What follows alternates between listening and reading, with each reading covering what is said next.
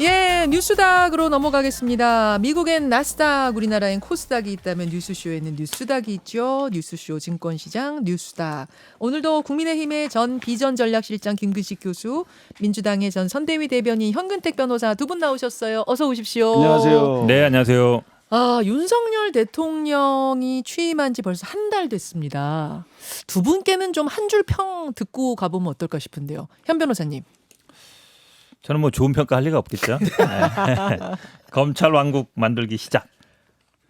검찰 공화국도 아니고 왕국이에요. 왕국. 예. 왕국 만들기 시작. 공화국은 왜냐하면 좀 뭐 민주적으로 하는 게 공화국이잖아요. 그래도. 예. 그보다 너무 더 세게 나은 하게 것 하는 거 아니에요 지금? 같아요. 검찰 뭐라 그럴까요? 검찰 공화국 정도가. 공화국에. 배운 사람이- 공화국은 원래 우리 좋은 건데. 약간.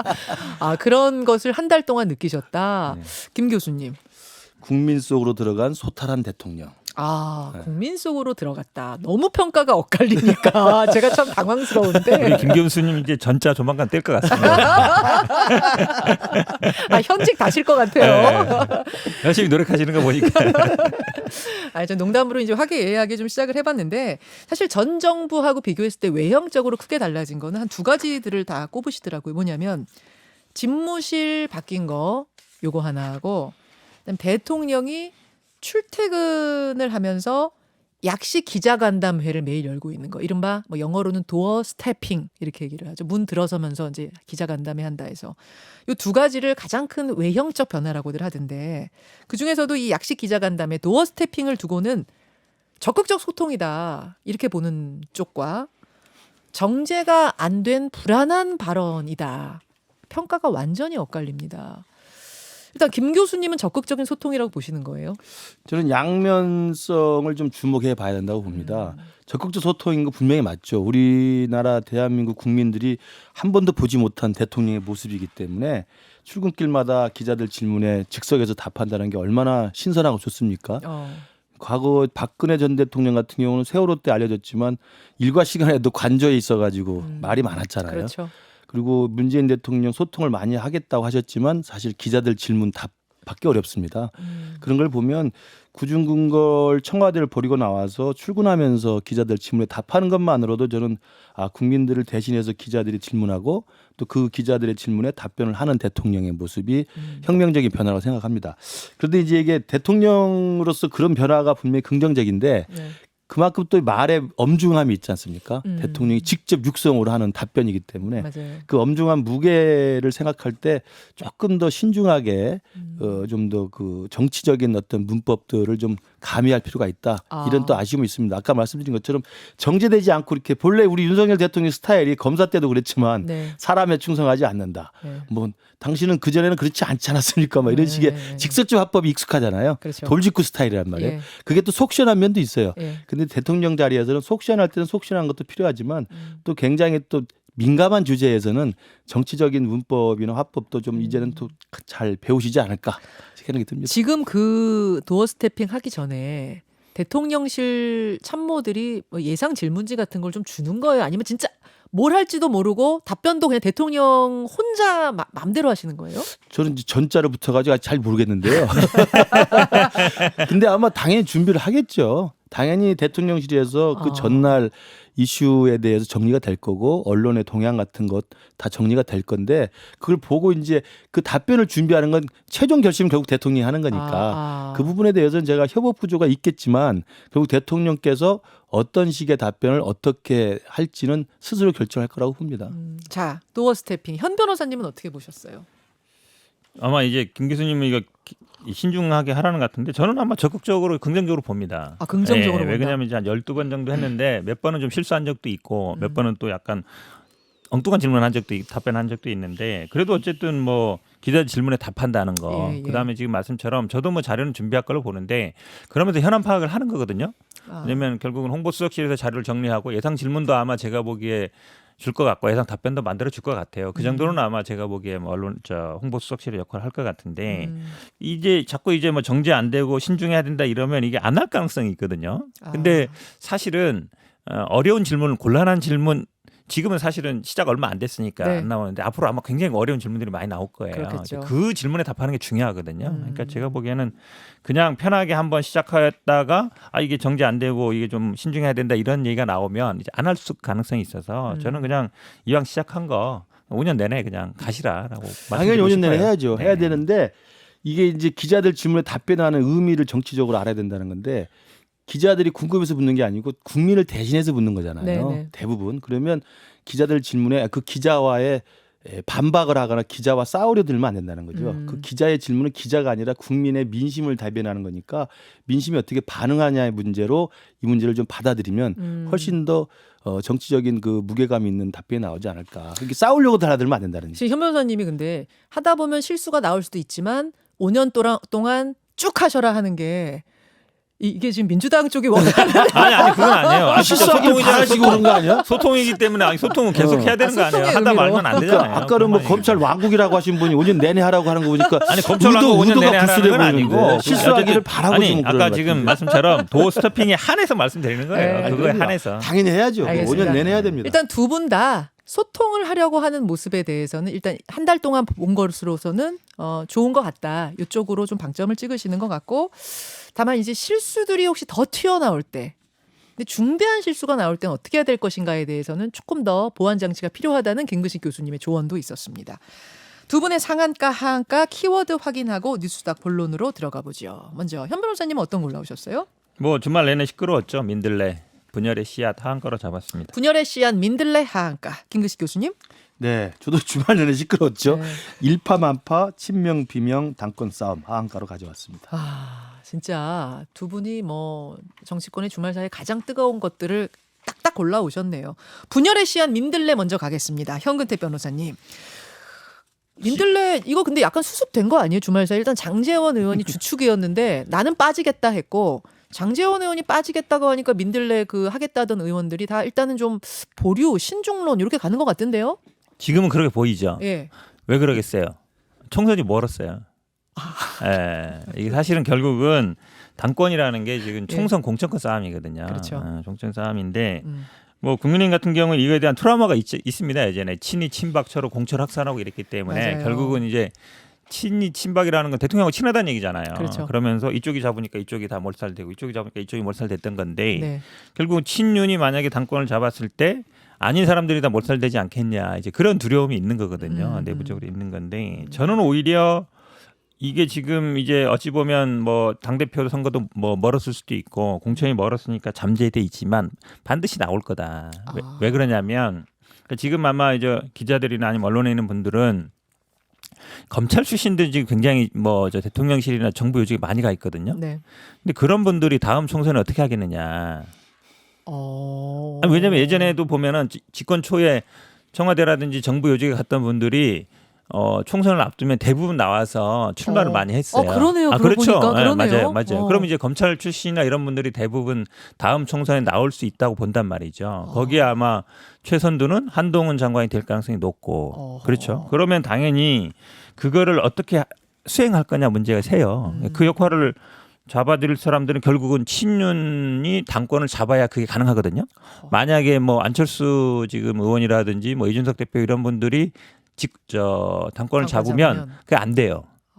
그러면 결국은 제가 보기엔 아마 다음 이제 당권 싸움은 그 싸움이 될 수밖에 없어요. 친윤이 잡느냐 못 잡느냐. 그러니까 민주당은 당장 전당대회지만 국민의힘은 1년이나 남아 있기 때문에 지금은 살짝 수그러드는 모양새지만 반드시 다시 불거질 것이다. 그렇죠. 아니 물론 전당대회는 아니어도 지금 뭐 이준석 대표 24일 날 징계할지 안 할지 모르지만 뭐 6개월 남은 자녀 임기한다 그러지만 또 일부에서는 어떤 얘기까지 하면 아니 그럼 뭐 내년 1월까지는 그냥 비대위 가고 내년 1월에 전당대회 해야 된다 이런 얘기도 하거든요. 그래요. 예, 그렇기 때문에 결국은 아마 차기 그 총선을 앞두고 결국은 아마 이 당권을 잡기 위한 물밑 싸움은 치열할 수밖에 없고 그거에 처음에 사실은 보인 게 민들레거든요. 민들레다. 이게 잠시 이제 수면 아래로 가라앉지만 제가 보기에 총선이 가까워질수록 수면으로 올라올 수밖에 없다라고 보고 있습니다. 민들레가 홀씨되어서 호련히 날아갈 것 같지가 않다. 뭐 다른 이름은 나올 수도 있죠. 일단 그 얘기 하기 전에 이제 권성동 의원이 민들레 그거 나 반대한다. 그거 하지 말아라 얘기하자 장제원 의원이 올린 SNS가 있어요. 그거 한번 보실까요? A brother is a brother. 영어로 시작을 했군요. A brother is a brother. 한 번 형제는 영원한 형제다. 권성동 원내대표와의 갈등설이 언론을 장식하고 있습니다. 윤석열 정권에서 성동희 형과의 갈등은 없을 겁니다. 저는 권 대표의 진정성을 믿습니다. 제가 의원 모임에 참석하는 것이 문제라면 저는 의원 모임에 참석하지 않겠습니다. 의원들 간의 건강한 토론과 교류와 소통을 위한 다양한 모임들이 활성화되길 기대합니다. 하면서 민들레에서 빠지겠다고 한 거거든요. 김근식 교수님. 예. 성동희 형이라고 부르신 적 있으세요? 안 불렀지요. 근데 이제 장제원 의원이 성동희 형이라고 부르는 건 잘 알려진 사실이에요. 되게 친하신가 봐요. 그럼요. 그리고 장제원 의원이 형이라고 잘 불러요. 저하고는 친할 때는 형이라고 할 때도 있고. 친할 땐 형, 아닐 땐 교수님. 저하고만. 네네. 예. 그래서 저는 이 문제는 잘 수습이 됐다고 보고요. 그래서 이제 그 집권 초기에 괜한 그 불필요한 오해를 살 만한 그 이슈여서 저는 장제원 의원이 그래도 신속하게 그 반응을 해서 잘 정리가 됐고 또 권성동 의원이 처음에 초기에 입장을 잘 정리를 해서 이걸 그 수습을 했다고 보고요. 저는 아까 말씀 현 변호사가 한 것처럼 총선 때 가면 붉어질 것이다 그러는데 총선 때 가면 어느 당이나 이제 당권을 누가 잡느냐 그리고 공천을 어떻게 하냐에 대해서 관심이 굉장히 폭발을 하죠. 그러나 그건 아직도 저희들은 1년이 넘게 남았기 때문에 그 뒤에 윤석열 정부의 그 진행 상황, 그다음에 당내의 어떤 당권의 향방을 놓고 또 공천의 시스템에 관한 이야기들이 나오기 때문에 그때 가서 해도 충분하다고 생각이 들기 때문에 저는 이번에 나왔던 민들레에 대한 그 모임 그 추진은 좀 시기상조였다는 생각이 저도 분명히 듭니다. 꼬리는 것 자체가 좀 왜냐하면 시기상조였다. 이제 그 순수한 뜻이 있을 수도 있고 다 이해가 되는 바예요. 왜냐하면 인수위 때 활동했던 사람들이 인수위 활동했던 동창들이니까 이 동료 의식을 가지고 좀 일주일에 한 번씩 모여서 이야기 좀 하자라는 것이니까 좋죠. 그러나 그게 남들 눈에는 그쵸. 인수위에 못 들어간 사람들한테는 이게 이제 벽이 생길 수가 있거든요. 그리고 의원들 이야기 제가 쭉 들어보니까 순수한 공복 모임이란 건 절대 없다. 그래서. 처음엔 그렇게 시작해도 다 개파 모임 된다 그러시던데요. 그래서 너무 시기상조라는 거하고 그다음에 인수위 출신 모임이라는 것이 괜한 오해를 샀기 때문에 예를 들면 요즘에 우리 조직 문화 보면 대기업에서도요. 연대, 고대, 서울대 그런 유명 대학 나왔던 사람들끼리도 공개적인 모임을 안 합니다. 왜냐하면 눈에 오해 사니까. 오해 사고 또 이게 또 승진 같은 거 할 때 서로 끌어주고 밀어주고 하는 오해를 사거든요. 그렇죠. 정부 관료 조직에서 마찬가지예요. 동창 모임 안 해요. 몰래 밤에 만나서 밥 먹으면 되지. 이거 그게 공문까지 모임 안 해요? 안 해요. 절대. 공문까지 보내가지고 참석하십시오. 이렇게 이야기하는 거 제가 볼 때 섣부르다는 거지. 모여서 인수위 출신들이 3, 4, 5 모여서 이야기하는 걸 누가 뭐라고 하겠습니까? 민들레가 이제 수면 밑으로 가라앉는데 밑에서 모이는 거예요. 모형 몰래. 모든 조직은 다 서로 간에 친한 사람끼리 모여서 밥 먹죠. 그래서 이 부분은 조금 시기상조였다는 면에서 그 장제원 의원과 권성동 의원이 조기에 수습을 잘했다고 봅니다. 일단 판단 잘했다고 보시고 네. 지금 현 변호사님은 결국은 다시 만들어질 거다라는 거거든요. 거긴 어떻게 생각하세요? 그지 다시 만들어질 거라는 이유를 대면서 지금 초기에 검찰들이 많이 들어갔기 때문에 이분들이 내후년에 총선 나가려면 친윤이 당권을 장악해야 된다는 이제 거대한 음모론을 말씀을 하시는데 저는 그 두 가지 측면이 동시에 해석이 가능해요. 그러니까 그 검찰 출신들이 지금 내각에 들어가신 분들을 나중에 공천을 주기 위해서 미리 준비된다는 그런 음모론도 있을 수 있지만 또 하나는 이번에 캠프 때부터 시작해서 선대에 시작해서 당에서 열심히 도운 분들이 상대적으로 밀렸다는 서운함도 있습니다. 그분들이 오히려 그럼 우리끼리 모여서 밥이나 먹읍시다. 이런 식의 오히려 또 다른 의미의 성격도 해석이 가능해요. 저는 어떤 건지 잘 모르겠습니다만. 그러니까 현 변호사님이 지금 윤석열 대통령이 발탁한 검찰 출신이나 측근 인사들이나 같이 오랫동안 친한 사람들을 공천을 주기 위해서 오히려 의원들이 친윤 모임을 만드는 것은 정반대 해석도 가능하다는 말씀입니다. 정반대 해석도 가능하다. 사실 같은 말이에요. 예를 들어서 그럼 친윤 이런 사람들이 이제 당을 장악해 들어오는 반면에 말씀처럼 아니 그럼 검찰 출신만 다 요직에 가고 우리는 뭐냐? 그럼 우리는 당권이라도 잡고 공천이라도 우리가 해야지 국회의원이라도 해야 되는 거 아니냐? 이게 어찌 보면 어떻게든 분란을 만들려고 해서 분란이 아니라 똑같은 얘기인데 사실은 동전의 양면인 거죠. 실체를 정확히 보라는 이야기지. 그러니까 당내에는 제가 보기에 실제로 저런 움직임들이 있어요. 왜냐하면 아니 검찰 출신 다 가고 우리는 뭐냐? 우리는 그럼 다음 국회의원 공천을 받아야 되는 거 아니냐? 그럼 우리는 당권 못 준다 친윤한테. 아까 우리가 해야 된다. 그러니까. 그러니까 그게 같은 말이라니까요. 모두 같은 말이죠.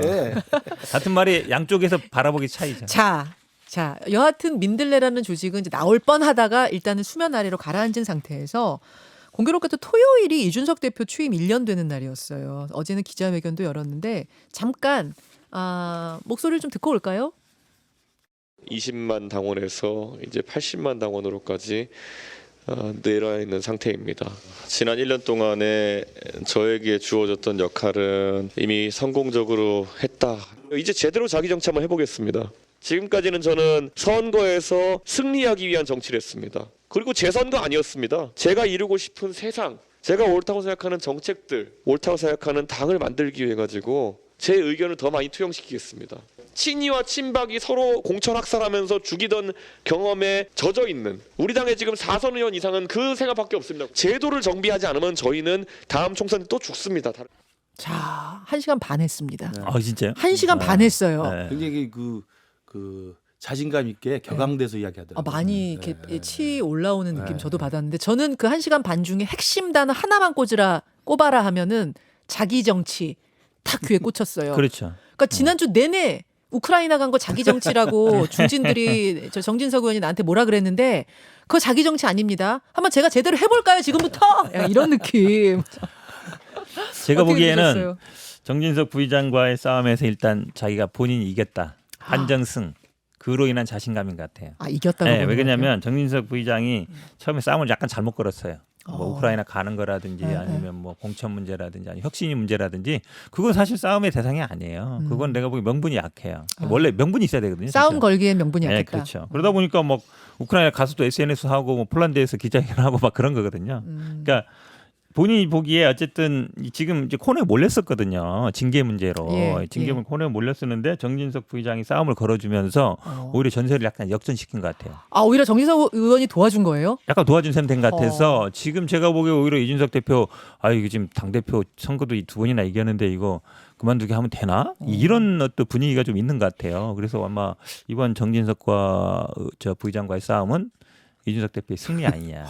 아니 아닌 게 아니라 저희가 일부에서 보여드렸던 SBS가 넥스트 리서치에 의뢰한 그 조사에서 보니까 이번 이준석과 이른바 윤핵관 갈등에서 누구 책임이라고 보시느냐라는 질문에 이준석 책임이다가 32%, 윤핵관 책임이다가 51% 나왔더라고요.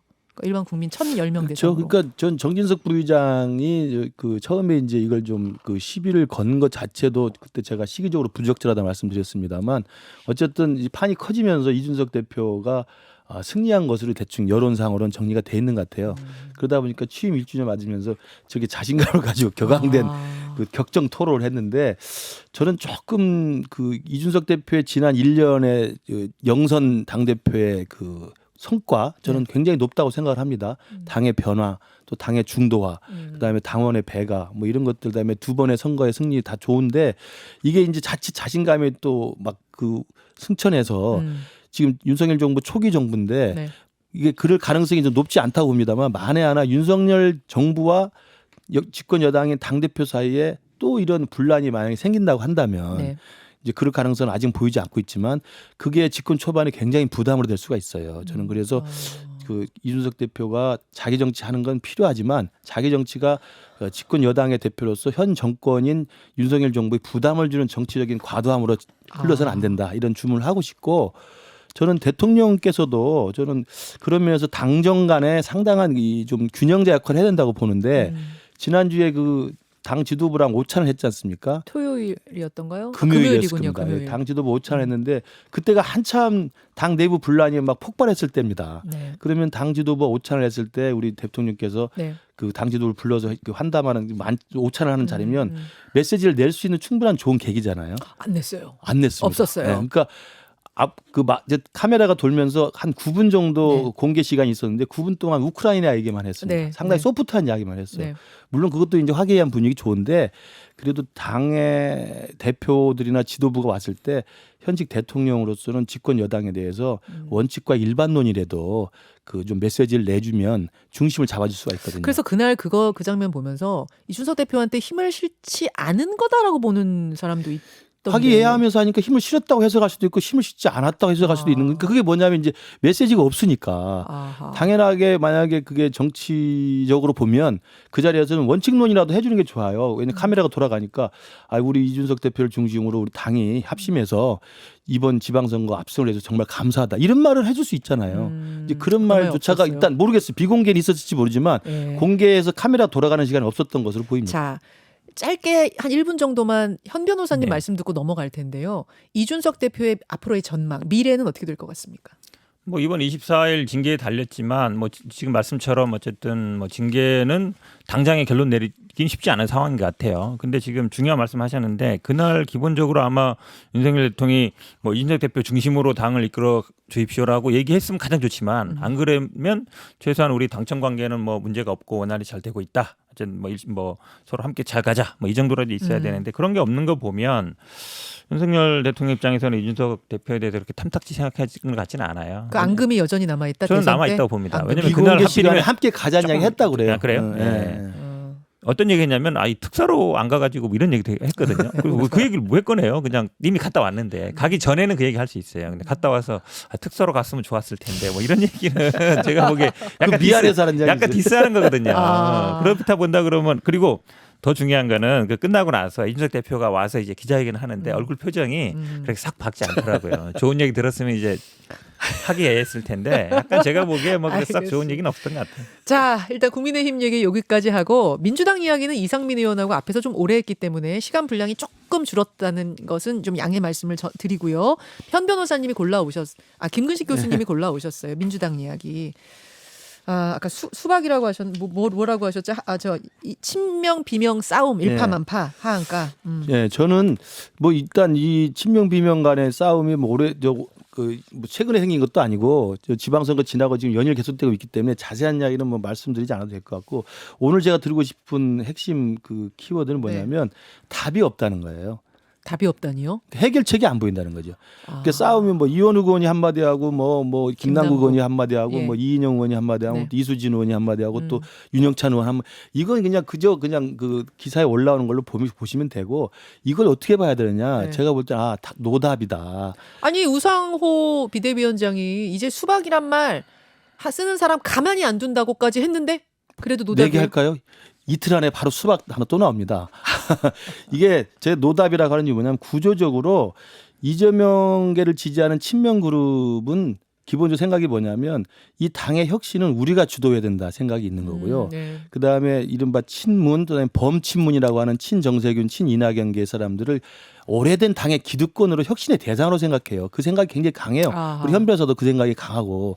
왜 저까지 거기서 밀고 들어갔어요? 그러니까 그런 그 인식이 강하기 때문에 그걸 양보할 수 없고 이재명만 이 당을 책임지고 혁신할 수 있다는 생각이 강하고 그다음에 또 하나는 그러면 이재명에 대한 책임론이나 그다음에 대선 패장으로서의 문제 그다음에 지방선거에 또 고개 들고 나와가지고 이 패배한 사람이 그 오만하게 국민들 앞에 섰다라는 이야기들 국민적 평가가 있잖아요. 이번 여론조사에도 예, 그게 예. 나왔지 않습니까? 이재명 책임론이 크다고. 예. 근데 이재명 책임론을 막 이야기해도 이재명 책임론을 발신하는 메시지 주체가 친문계면은 친문계에 대해서 또 어떤 생각이 있냐면 우리 국민들도 그렇고 너무하지 않냐. 너무 오래 해먹지 않았느냐. 그러니까 김대중 대통령 때 젊은피 수혈한 이후로 한 30년간 해먹은 기득권인 게 또 사실은 맞아요.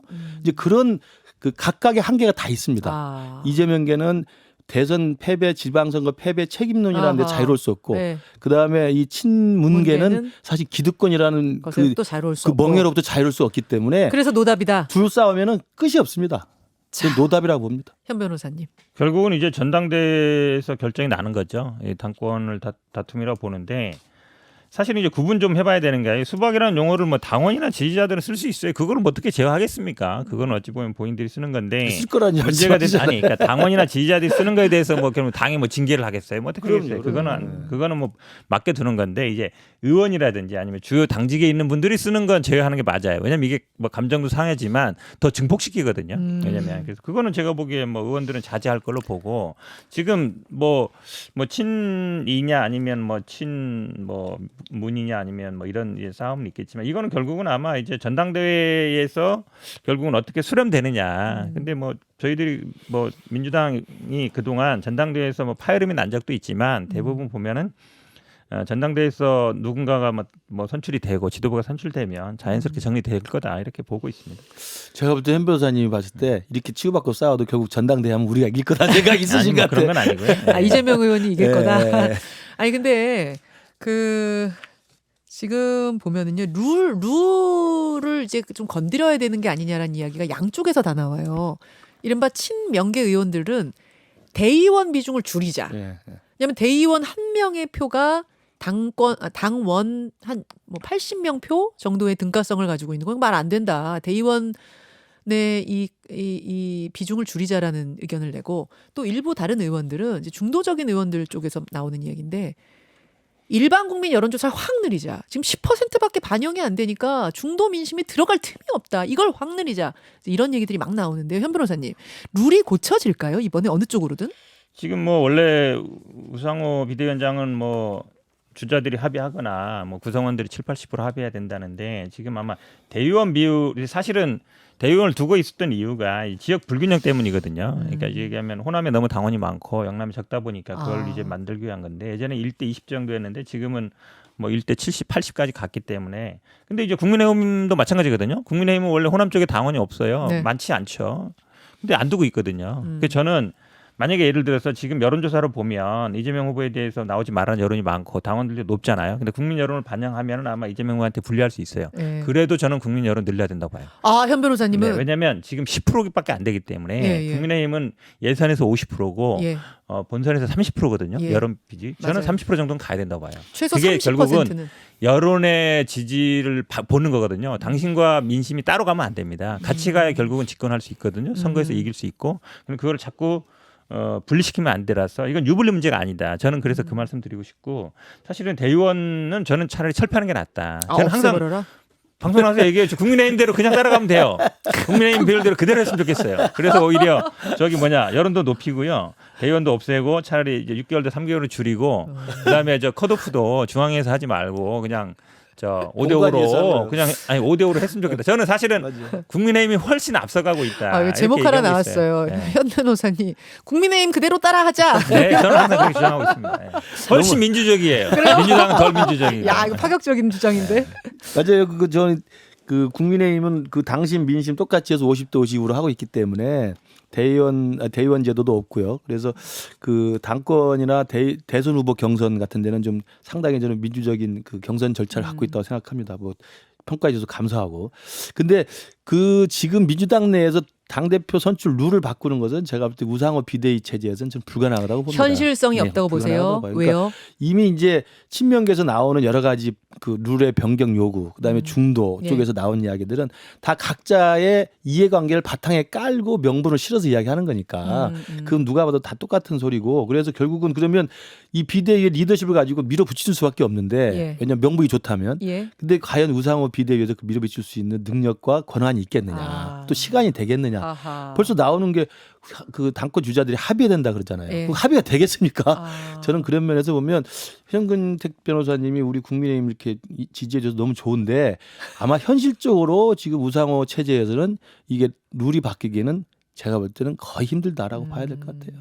근데 이게 딜레마 상황이에요. 전대 그 전에 막 1년 전에 막 혁신이 만들면 아니 전대 그때 가서 하지 뭐 그래. 이러거든요. 네. 근데 전대 앞두면 유불리 있으니까 안 된다 이래서 이제 와서. 계속 그러니까 지금까지 계속 못 바꾸는 거예요. 그 언제가 바꿔야 되는데 그러니까요. 제가 뭐 유불리 따지지 말고 그냥 국민의힘 로열티 안 받을 것 같으니까 그냥 차용하면 돼요. 제가 볼 때는 네. 이재명 대표 대제 갖고 네. 확실하게 바꾸세요. 자, 여하튼 이 전당대회 룰이 이제 민주당 앞으로 상황에서 가장 쟁점이 될 거라는 거 여러분 머릿속에 두고 상황을 보시면 되겠습니다.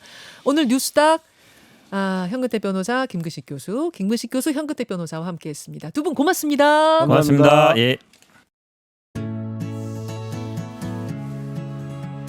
김현정의 뉴스쇼는 시청자 여러분의 참여를 기다립니다. 구독과 좋아요, 댓글 잊지 않으셨죠? 알림 설정을 해두시면 평일 아침 7시 20분 실시간 라이브도 참여하실 수 있습니다.